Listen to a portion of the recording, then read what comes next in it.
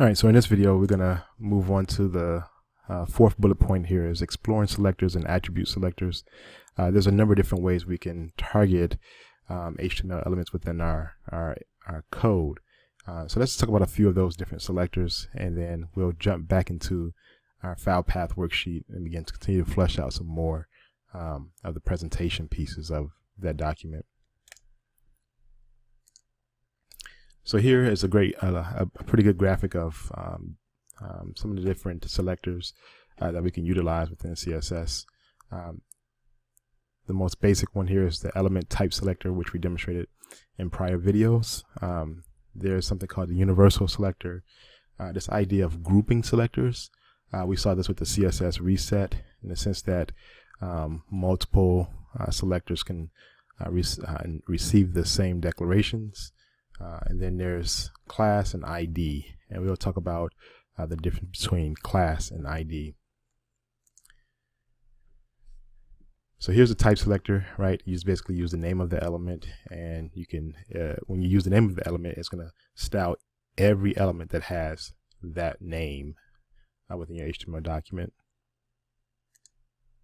Grouping selectors here. Here's an example where we have an H1 and an H2. They're both going to be the color red.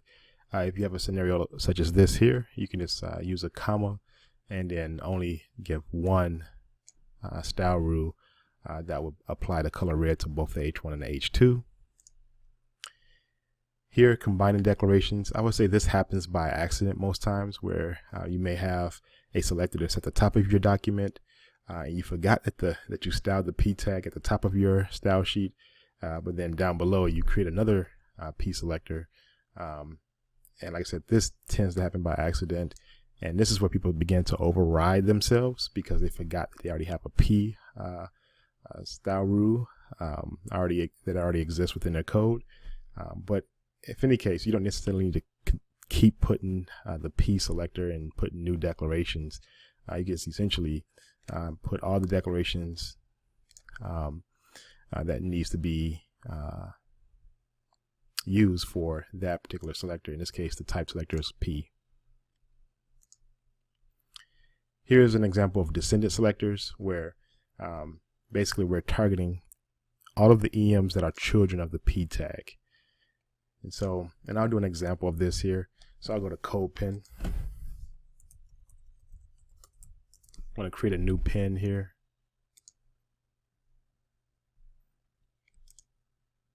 And I'll just name this descendant.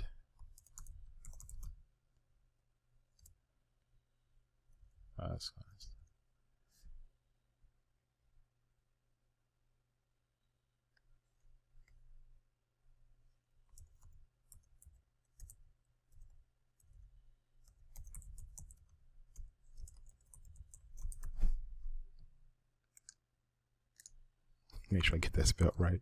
All right. And so let's just do a quick example of this. So we're going to have a paragraph tag, and we're going to put some text here that says, hello,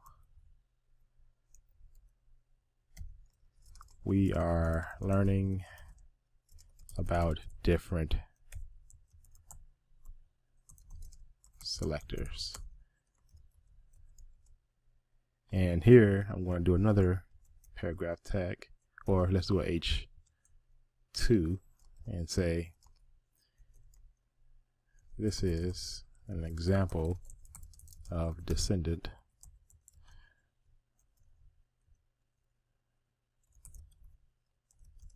selectors. And I'll just put the EM around descendant, and I'll put the closing EM after it. I'll do the same thing here for different. I'll put an EM here, closing EM. And so if we were to just write a style rule here, the type selector is going to be EM, and we were to say background color, that's to say black, right? If we were to do that, and then let's do actually color white. Right, so here's the output, a render output here. So this EM targets every EM that's going to be in our HTML document. But now what the descendant selector is saying is that what if we only wanted to target the EMs within our paragraph tag? We could do something like this. So the selector would be P space EM. And if we only want to target the EM that's a child of the EM, the paragraph tag, let's say, for instance, we want to give this EM a different font size. So we'll say font size, and let's just give this one 2 EM. And so now we only target this EM that's a child of the paragraph tag. And like so, we can also do that for the H2. So we can say only target the EM that's a child of the H2. And what we want to do here is say color. We'll change the color to, let's say, yellow. And so that changes the text to yellow, and this is only affecting the EM that's a child of the H2. All right, so that's an example of descendant selectors. What I'm going to do is save this. So if you do want to refer back to this, you can go to this URL within this coding playground. A few other selectors here I want to highlight. There's something called the universal selector, and essentially this selector here selects all the children of the div element, but you have to use this special character. And there's some specific use cases where you would use the universal selector, and you'll see me use this within our second class example, which is going to be related to the MPLS Renters website. But we'll have more to come on this particular selector. I want to spend a little bit of time here talking about ID and class.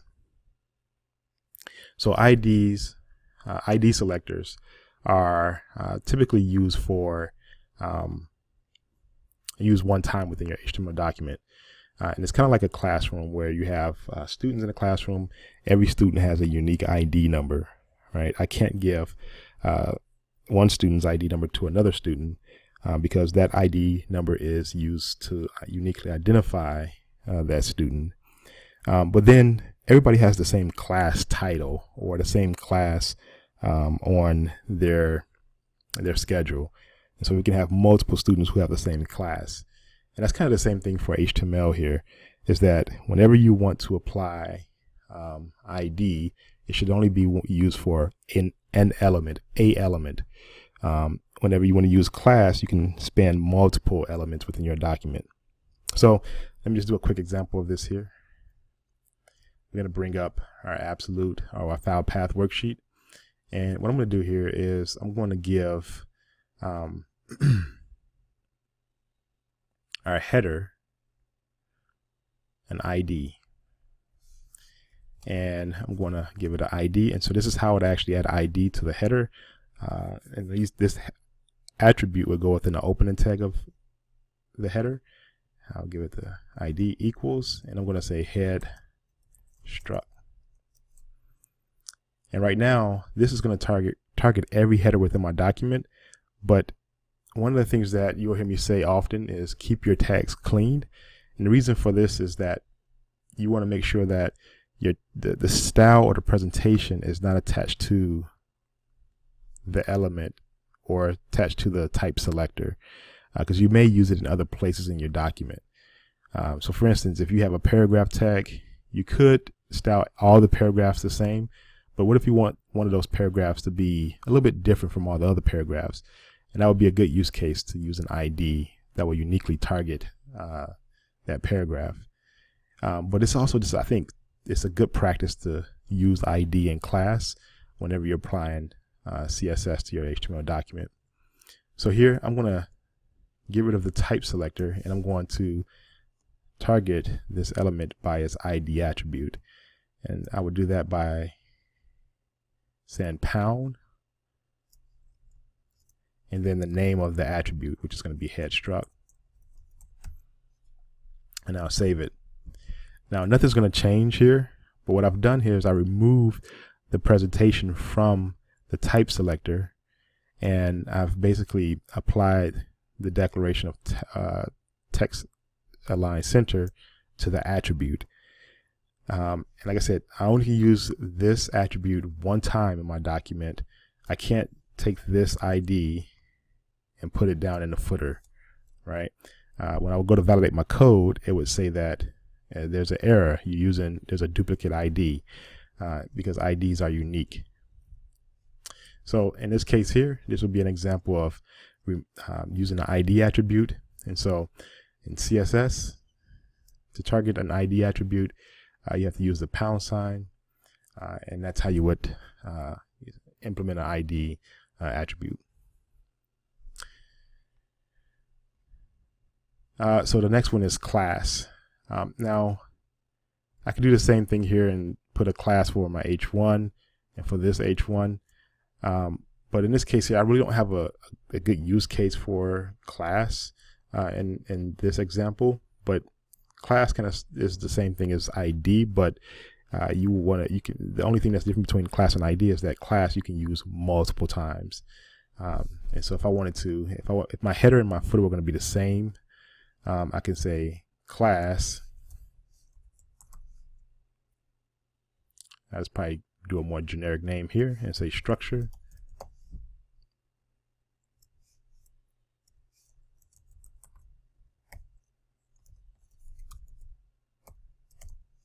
And that would be permissible, right? So I can use this here, but then I would obviously have to go up here and change this to structure as well.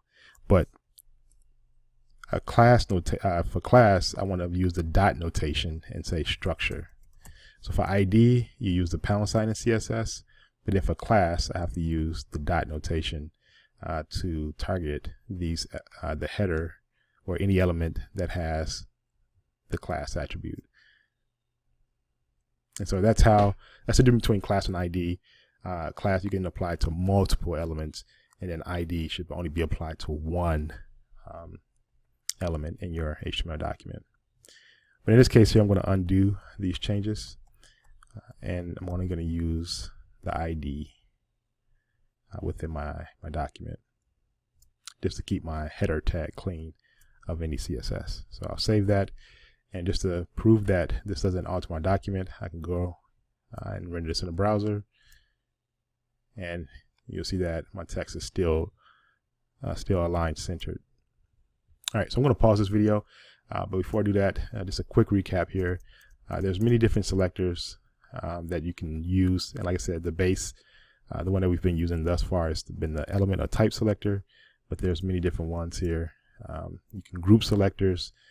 So if all these need the H1 and H2 should be color red, just create one style rule and give it the color red, and combine declarations.